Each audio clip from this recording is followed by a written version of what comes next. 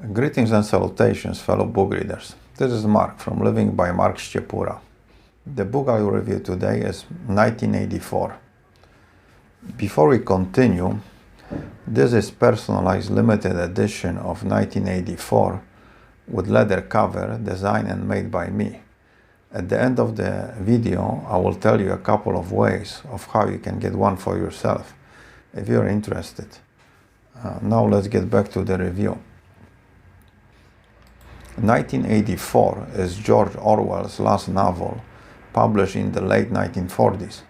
The book reflects his political maturity and changing social views.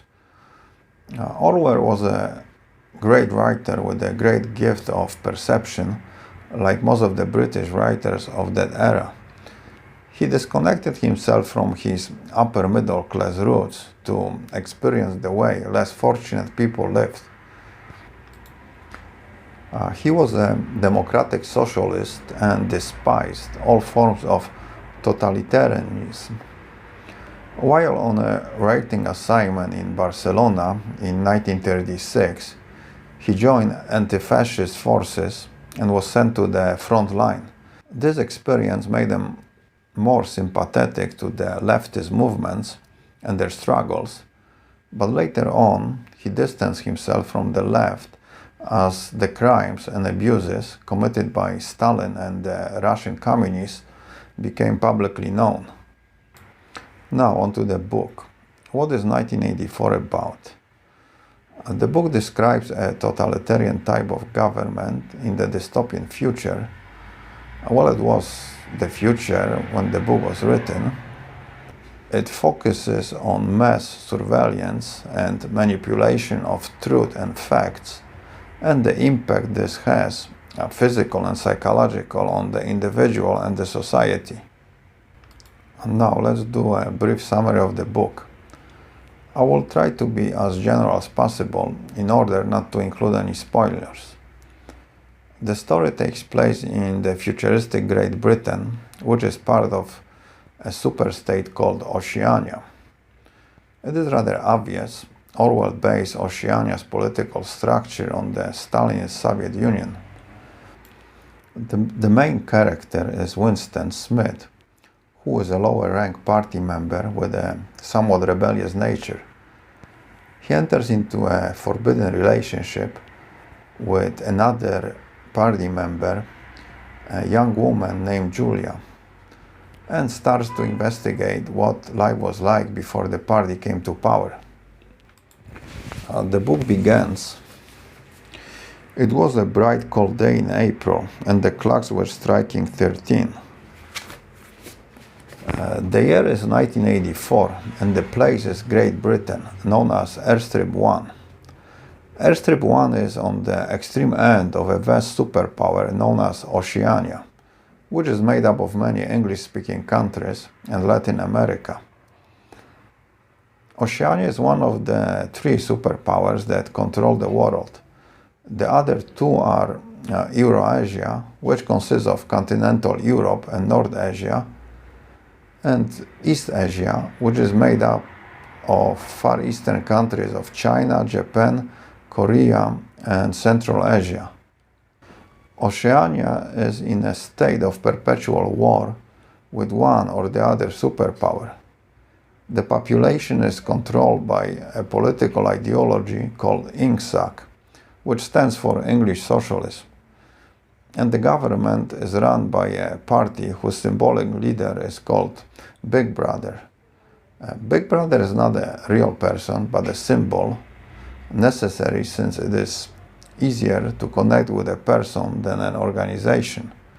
All its citizens are under constant surveillance, and any non-conformity is suppressed by thought police. All those who transgress become unpersoned, disappear, and any trace of them ever existing is erased. Winston Smith works in London in the Department of Truth. He rewrites historical records to conform with the present-day reality, and he destroys all the originals that are not in line with the party's current position. Wilson considers himself a criminal specifically a thought criminal, because of the rebellious thoughts he has been having. While walking through a working-class neighborhood, he enters an antique store where he buys a journal. He starts to write down his thoughts, critical of the party and the Big Brother. At work, Winston observes a young woman named Julia, who he believes is spying on him. Here are a couple of quotes from the book about how he initially feels toward Julia and women in general.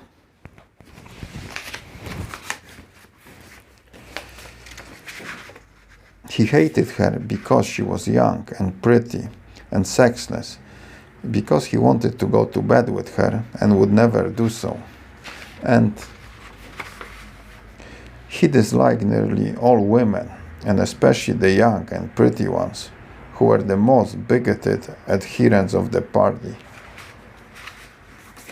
Wilson also suspects his superior, O'Brien, to be part of a resistance movement against Big Brother.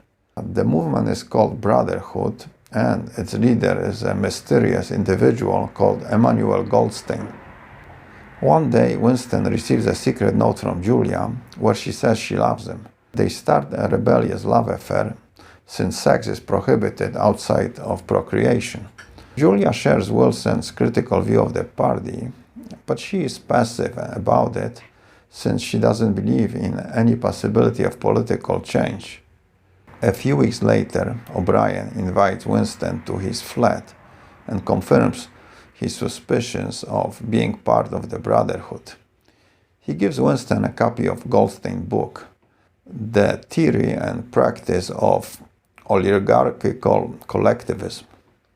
During celebration of the so-called Hate Week, Oceania's enemy suddenly changes from Eurasia to East Asia, and Winston is recalled to the office to quickly revise all the facts and past events to show that East Asia was always the enemy and Eurasia is the eternal friend, and nobody notices the change. In the rented room above the antique shop, Winston and Julia start to read Goldstein's book. The book explains party slogans and the concept of perpetual war. It suggests that the party can be overthrown by the people, but it doesn't explain how to do it, and why and how the party maintains its power. Later on, Winston and Julia are betrayed and sent to the Ministry of Law for re-education. There, Winston learns that the party seeks power for its own sake, and he takes some comfort in feeling that the party was not able to make him betray Julia. Further, he fantasizes about being executed as a heretic, and he will consider this his great victory over the party. In the last part, Winston is taken to room 101 for final re-education. Room 101 contains each prisoner's greatest fear, which demonstrates the party's intimate knowledge of each person. And it also shows Winston that the party has a much greater power than he believed, and that's the basic plot. What are my thoughts about 1984?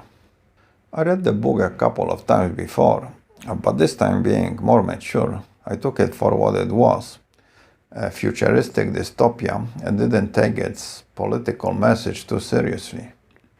Is the Orwellian future possible? Yes. Is it likely? Not very. Not in the form it is portrayed. Perhaps the human nature, which in the book makes total control possible, in reality would work against it. It is similar to Karl Marx's Communist Manifesto. It makes sense on the paper, but it never works when applied to the real world. The questions are, could the state of no progress maintain itself indefinitely, and how long before Oceania would collapse onto itself? Further, would the state collapse because people who want to take it down appear, or the successful rebels appear when the state is ready to collapse? The book shows that psychological control is much more important and effective than physical force.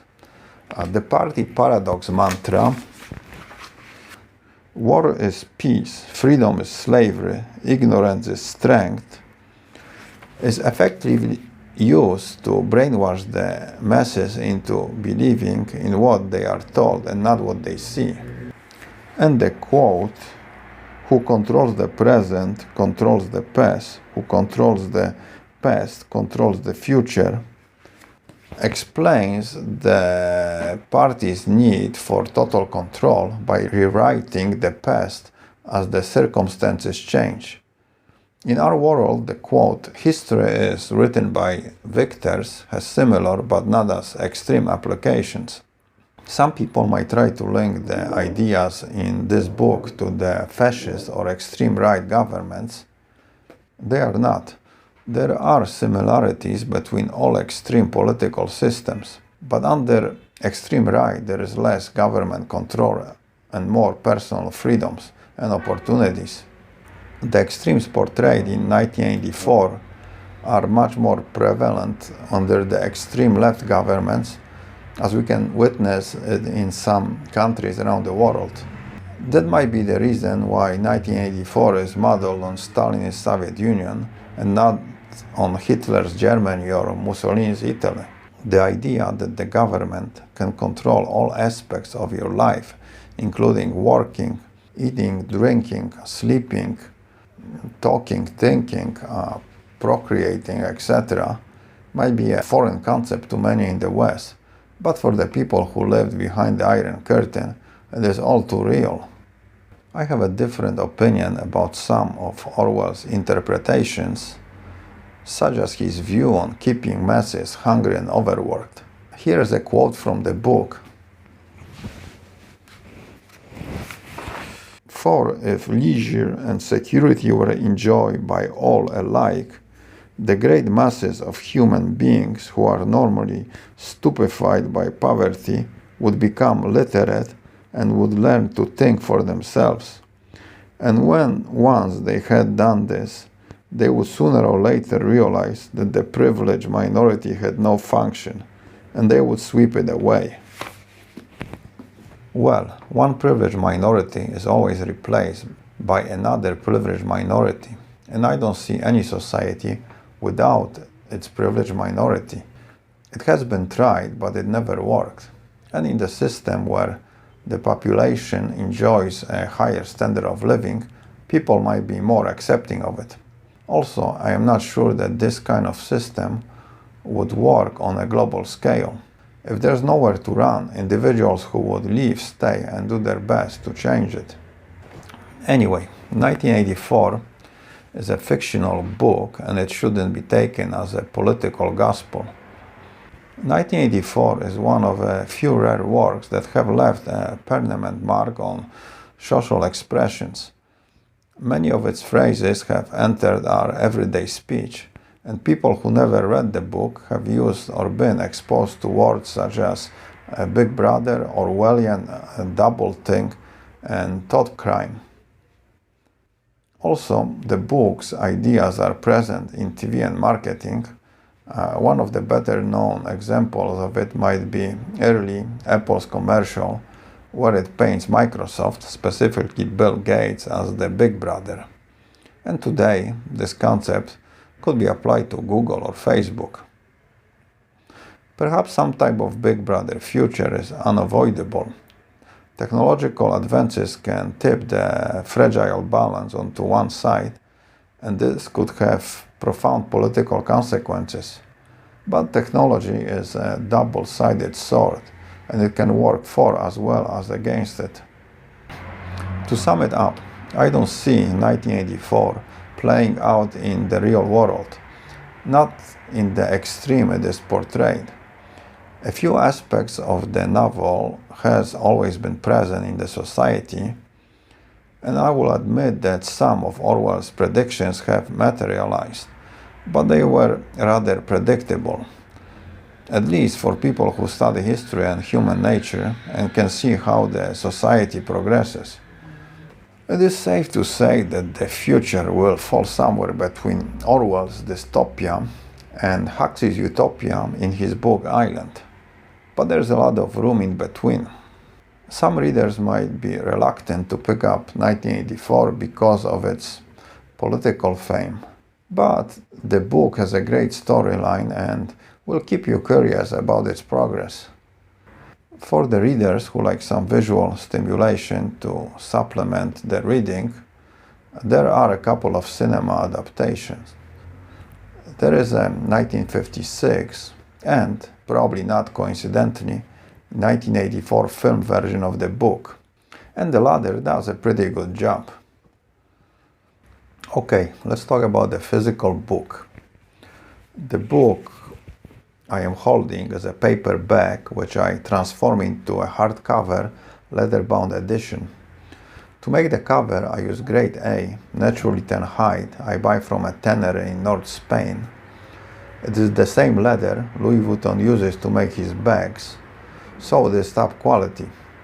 I do all the processing of the leather myself. Well, first I designed the cover, which what I did here, I took a satellite map of London, roughed it up a bit to make it look a little post-apocalyptic, which goes nicely with the theme of the book. Okay, then I take a copy of the paperback and add wood boards to the front and the back of the cover, as you can see here, and I reinforce the spine with cotton cords, which you can see if you open the book. And I also add the book ends to the book ends, since without them the book seems a little naked. And then I cover everything with cloth tape. I also reinforce the inside of the book with the same tape, and sometimes I even go into the second page as well if needed, but this one didn't. Okay. Next, I dye the leather with leather inks and cover the outside and the inside of the book with it. Instead of glue, I sew the cover with thick cord, which to me looks nicer and gives the book more quality. Also, I can print something on the inside, as I have done here. This is an excerpt from the book, but I can print something personal as well.